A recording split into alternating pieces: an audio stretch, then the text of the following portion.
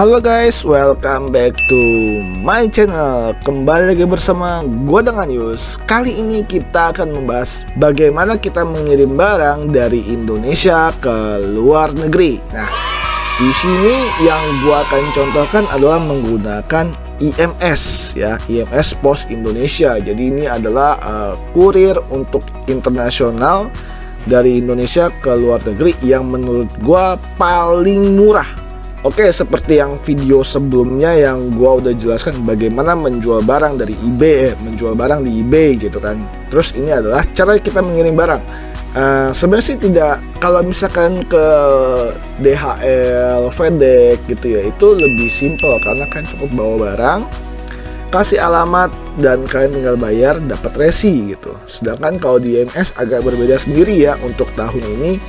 Waktu itu juga sama, kalian harus isi form, hanya isi form. Formnya itu seperti ini. Jadi itu diisi pada saat kalian sampai di kantor pos. Tapi sekarang lebih mudah karena kalian harus booking dulu. Jadi kalian seperti dapetin resi dulu di awal. Jadi nanti kalian pas isinya itu tinggal dicantumkan keterangannya, juga ada kodenya, ID-nya ID berapa gitu. Nah, ID itu akan dipakai oleh Pos Indonesia, untuk diinput. Jadi pada saat kalian input di kantor pos, jadi Pos Indonesia tuh nggak perlu ribet nulisin semua alamat kalian satu-satu lagi. Jadi tinggal tulisin kode booking kalian, udah keluar semua itu yang kalian tulis, nanti tinggal proses, kalian tinggal bayar gitu. Jadi lebih simple. Oke, kita akan contohkan. Di sini ada custom declaration system. Jadi kalian bisa buka di sini ya, booking.posindonesia.co.id. Setelah barang kalian sudah packing. Nah, di sini gua akan mencontohkan mengisi alamat buat kita kirim barang.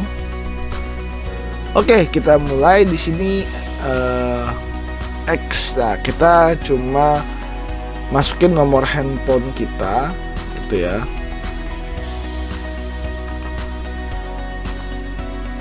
Pilih misalnya nick KTP gitu, silakan diisi nick kalian berapa gitu ya. Misalnya gue coba asal-asal, bisa nggak sih? Aduh, nggak tahu juga ya. Jadi ini gue akan contohkan sampai di tahap akhir, cuma nggak gue accept ya, cuma nggak enak. Tapi nanti akan gue contohkan hasil keluar kode bookingnya tuh seperti apa. Jadi biar kita nggak nyampain charge-nya Pos Indonesia, kita nggak boleh accept juga guys gitu ya.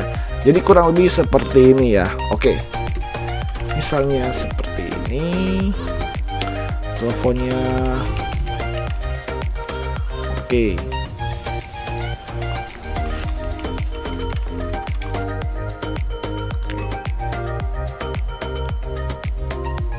emailnya apa gitu misalnya ya. Ini kalian masukin aja.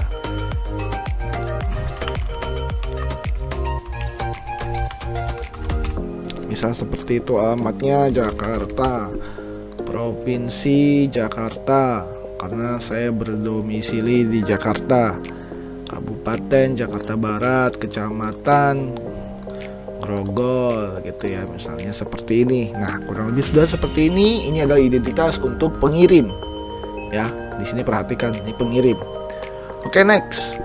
Nah, di sini penerima kalian siapa misalnya namanya Dev John gitu. Misalnya Dev John, teleponnya. Nah, ini kalau telepon untuk luar negeri kalian harus perhatikan dan kalian pasti minta, karena kalau di Tokopedia atau lain-lain itu kan sudah pasti harus tercantum nomor telepon. Sedangkan untuk di eBay sendiri itu tidak ada mewajibkan masukin nomor telepon.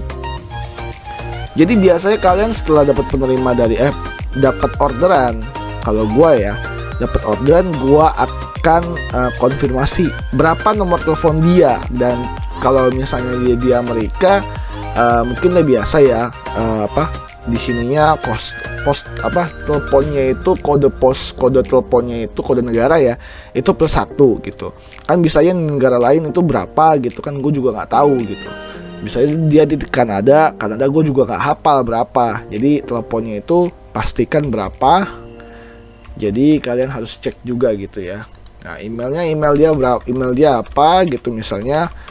Kalau email nggak ada, kalian boleh pakai email kalian sendiri gitu. Jadi yang perlu diperhatikan nomor telepon ini harus benar. Jadi kalian harus harus cek lah ya, harus cek gitu. Oke. Hanya angka atau number only. Biasanya sih 1 ya. Dia ada pokoknya +1 itu untuk kode dari Amerika. Alamat misalnya California gitu misalnya. Negara Amerika US.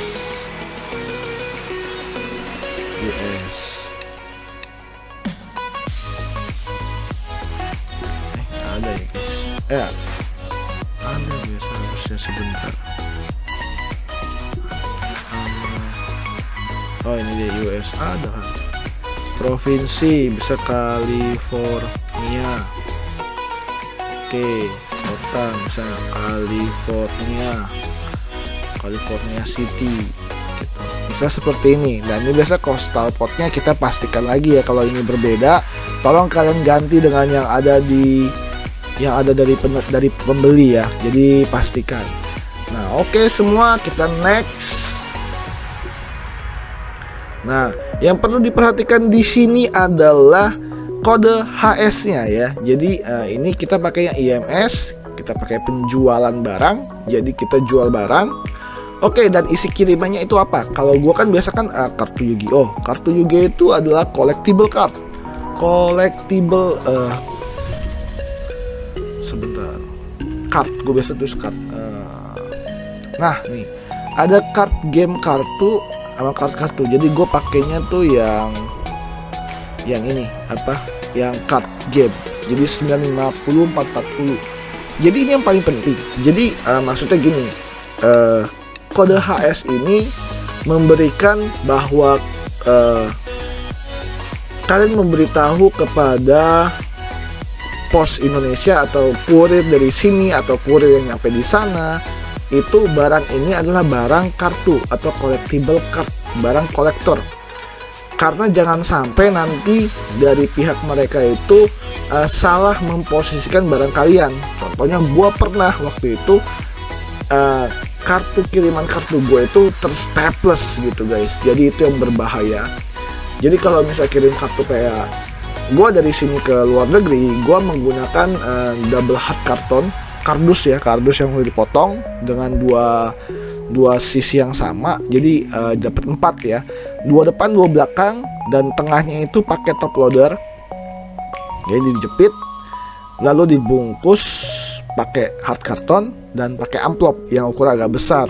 Jadi gunanya amplop yang agak besar ini fungsinya kalau misal seandainya nanti mereka ingin staples untuk kayak semacam resi gitu, itu bisa di staples di bagian pinggir. Kalau misalkan packingnya sama-sama dengan ukuran kartunya, takutnya terstaples seperti gua waktu itu. Jadi berbahaya sekali gitu guys. Oke, di sini nama barangnya apa? Misalnya Yu-Gi-Oh card. Nah, oke, jumlah barangnya 1, rupiahnya. Nah, nilai barang value ini fungsinya misalnya harganya 1 juta. Nah, kurang lebih USD-nya sekian, dia udah otomatis convert, dan beratnya itu ya kita tulis saja 1 kilo gitu.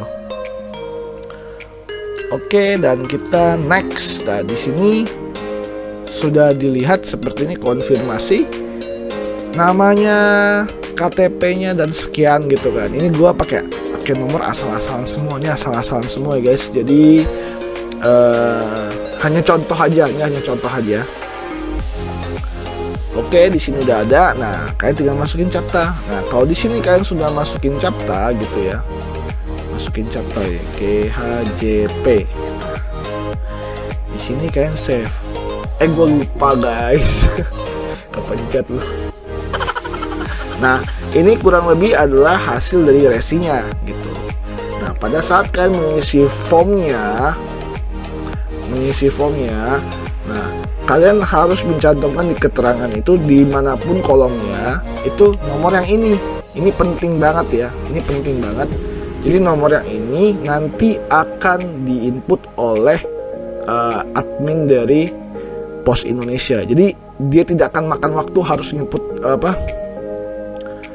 input semuanya kalian semua. Salah gua. Ya, mundur. Nomornya juga hilang. Ya udah, kurang lebih seperti itulah ya. Kurang lebih seperti itu. Dan kalian harusnya sudah paham. Dan untuk biayanya kalian kalau misalnya untuk untuk kira-kira gitu kan, kalian bisa cari untuk biaya IMS Pos Indonesia. Di sini harusnya sih bisa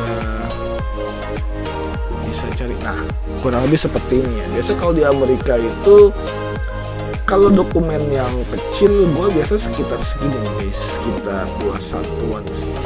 Nah, kurang lebih 300 ribuan. Itu belum asuransinya ya. Asuransinya biasa sih sekitar 20 ribuan kalau misalnya. Nah, kalau beratnya berat itu gua nggak tahu, karena barang yang gua kirim itu barang yang lumayan enteng. Oke, sampai sini aja untuk penjelasan gimana kita kirim barang menggunakan IMS gitu ya. Sekali lagi, jika kalian menggunakan FedEx atau DHL itu tidak harus mengisi form seperti ini. Hanya bawa barangnya, langsung kirim, kasih ke